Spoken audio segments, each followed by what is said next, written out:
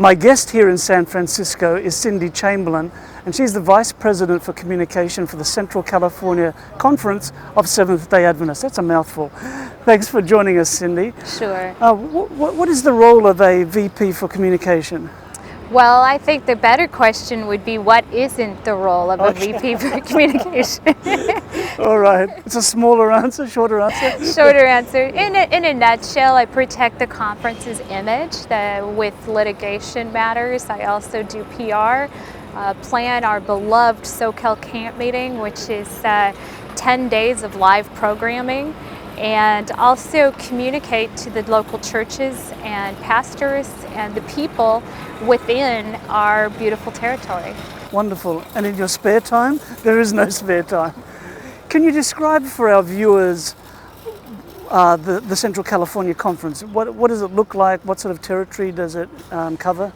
Well, that's a really great question. Thank you. And I think we probably live in one of the most diverse conferences in California. We have the coastal areas such as Santa Cruz, San Luis Obispo, beautiful coastal resort towns, destinations of America, really. We also have San Francisco, which is one of the most secular cities in the world. And then we have Bakersfield, which is farmland and agricultural. Then we have other areas that are very rural, such as Sonora. And then we have a very high traffic Silicon Valley, San Jose areas. So we have a huge diversity of race and culture. Even among Adventism, we have the full spectrum there. So much of your territory is heavily urbanized, like the Bay Area.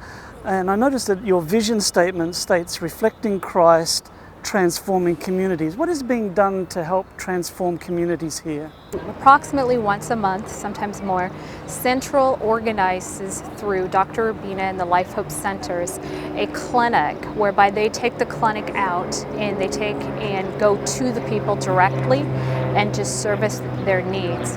We don't ask any questions, we don't preach, we just service their needs. We also have available an array of material for the whole health package, that being spiritual, mental, physical, and a vast array of many other health services for the taking. But we don't push that. We are simply there just to be the hands and feet of Jesus. Wonderful. Can you tell me a story of someone whose life has been touched through this ministry? Yes, I can. One story is about a girl in Hollister. Her name was Delilah, and Delilah came to the clinic and she needed service. I believe it was on her teeth. And she received the services. She had a little smidgen of Adventism, but she was not active at all. And she just needed the services. She was so impressed. She's a young girl, so impressed by that. She decided in her mind to become a dental assistant, to make that career trajectory. So she enrolled in classes in that.